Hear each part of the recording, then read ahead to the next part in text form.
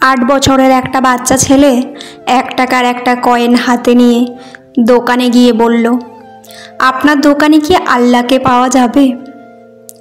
দোকানদার কথা শুনে কয়েনটি ছুঁড়ে ফেলে দিয়ে তাড়িয়ে দিল ছেলেটিকে। ছেলেটি পাশের দোকানে গিয়ে 1 টাকা দিয়ে চুপচাপ দাঁড়িয়ে রইল। দোকানি বলল, এই ছেলে, 1 টাকা দিয়ে কি চাও তুমি?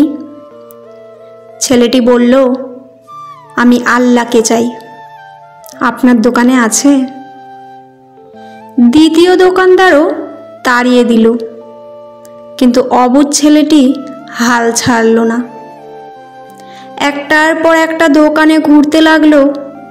ঘুরতে ঘুরতে 40টা দোকান ঘোরার পর এক বয়স্ক দোকানদার জিজ্ঞাসা করল, তুমি আল্লাহকে কিনতে চাও কেন? কি করবে আল্লাহকে দিয়ে?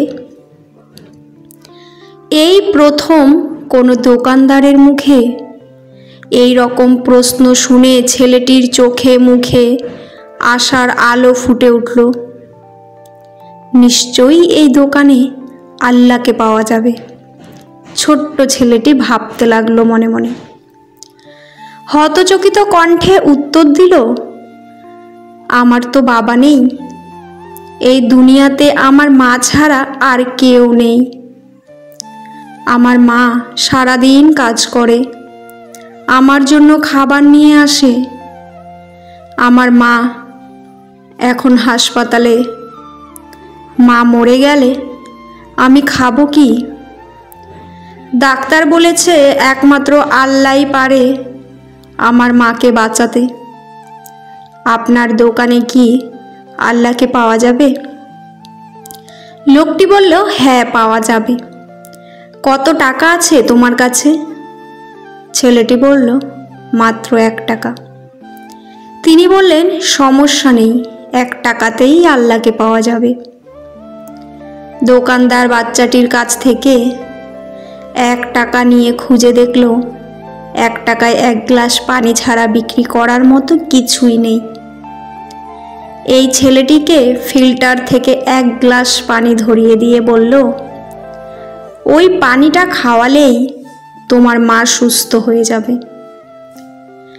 পরের দিন একদল মেডিকেল স্পেশালিস্ট ঢুকলো সেই হাসপাতালে। ছেলেটির মায়ের অপারেশন হলো। খুব দ্রুতই তিনি সুস্থ হয়ে উঠলেন। ডিসচার্জের কাগজে হাসপাতালের বিল দেখে মহিলার অজ্ঞান হওয়ার মতো অবস্থা। ডাক্তার উনাকে আশ্বস্ত করে বলল, টেনশনের কিচ্ছু নেই। একজন বয়স্ক ভদ্রলোক আপনার সব বিল পরিশোধ করে দিয়েছেন, সাথে একটা চিঠিও দিয়েছেন। মহিলাটি চিঠি খুলে পড়ে দেখল, তাতে লেখা, আমাকে ধন্যবাদ দেওয়ার কোনোই প্রয়োজন নেই। আপনাকে তো বাঁচিয়েছেন স্বয়ং আল্লাহ। আমি তো শুধু উসিলা মাত্র। বরং ধন্যবাদ দিলে দিন আপনার অবুঝ বাচ্চাটিকে, যে 1 টাকা হাতে নিয়ে আজকের মতো আল্লাহকে খুঁজে বেরিয়েছে। তার বুক ভরা বিশ্বাস ছিল একমাত্র আল্লাহই পারে আপনাকে বাঁচাতে। এর নামই বিশ্বাসের নামই ঈমান। আল্লাহকে খুঁজে পেতে কোটি টাকা দান খয়রাত করতে হয়নি। বিশ্বাস নিয়ে মন থেকে খুঁজলে 1 টাকাতেও পাওয়া যায়। বইয়ের পাতা মানুষকে যা শিক্ষা দেয়, জীবনের পাতা তার থেকেও অনেক বেশি কিছু শিখিয়ে দিয়ে যায়। জন্ম নেওয়াটা ভাগ্যের ব্যাপার, মৃত্যু হওয়ার সময়ের ব্যাপার, কিন্তু মৃত্যুর পরেও মানুষের মনে বেঁচে থাকা হলো কর্মের ব্যাপার। শিক্ষিত হয়ে যদি কে ঠিক ভুল বলার সাহস না থাকে, তবে আপনি সমাজের বোঝা ছাড়া আর কিছুই নন। আপনার সমস্ত শিক্ষা মিথ্যা। কাউকে দুঃখ দিয়ে বেঁচে থাকার চেয়ে দুঃখ নিয়ে বেঁচে থাকা অনেক উত্তম। কারণ নিজের কষ্টের জন্য কারো কাছে জবাবদিহি করতে হয় না। কিন্তু অন্যকে কষ্ট দিলে জীবনভর তার অভিশাপ মাথায় নিয়ে চলতে হয়। পৃথিবীর সবচেয়ে পুরাতন যন্ত্রের নাম ষড়যন্ত্র, যা যুগের পর যুগ সার্ভিসিং ছাড়াই চলে। 1 কেজি সোনার মূল্য 50 লক্ষ টাকা, 1 কেজি সাপের বিষের মূল্য 4 কোটি টাকা। ফ্যাক্ট হলো, এই সমাজে ভালো মানুষের চেয়ে বিষাক্ত মানুষের দাম অনেকটাই বেশি।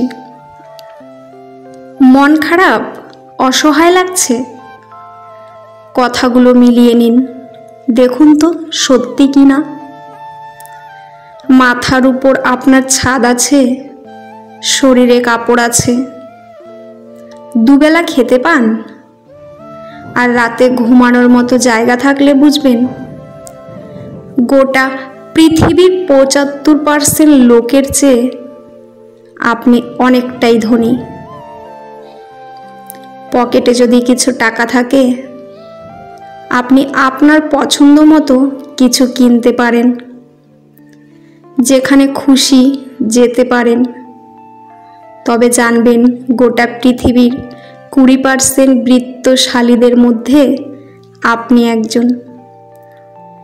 সুস্থ সবল রোগবিহীন শরীর নিয়ে যদি আপনি আজকের দিনটাতে বাঁচতে পারেন, ভাববেন পৃথিবীর লক্ষ লক্ষ মানুষের মধ্যে আপনিই ভাগ্যবান। জীবনটা পাওয়া না পাওয়ার হিসেব মেলানোর স্থান নয়।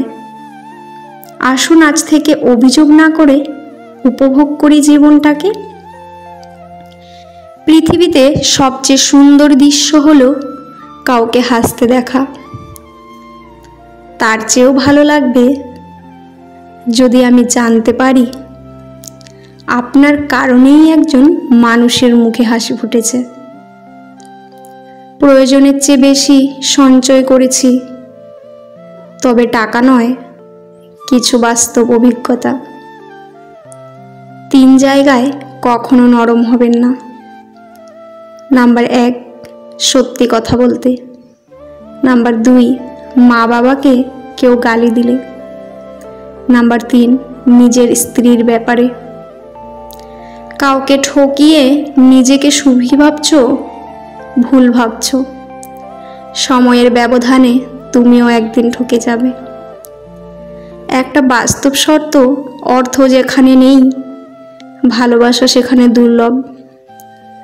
সাপ তার বিষ রাখে নিজের দাঁতে, কুকুর তার বিষ রাখে জিভে, কাকড়া বিছা তার বিষ রাখে লেজে, কিন্তু মানুষ একমাত্র প্রাণী যে কিনা বিষ রাখে নিজের অন্তরে। বন্ধুরা, ভিডিওটি কেমন লাগলো অবশ্যই কমেন্টে জানাবেন। আজকের পর্বটি এখানেই শেষ করছি। পরবর্তী একটি নতুন ভিডিও নিয়ে আবার আসব। ততক্ষণ আপনারা ভালো থাকবেন, সুস্থ থাকবেন আর নিজেদের যত্ন নেবেন। আমার ভিডিওটি ভালো লাগলে অবশ্যই চ্যানেলটি সাবস্ক্রাইব করে পাশে থাকা বেল আইকনটি প্রেস করে দেবেন। পুরো ভিডিওটি দেখার জন্য আপনাদের অসংখ্য অসংখ্য ধন্যবাদ। ভিডিও শেষে জয় শ্রীকৃষ্ণ লিখতে ভুলবেন না। ধন্যবাদ বন্ধুরা।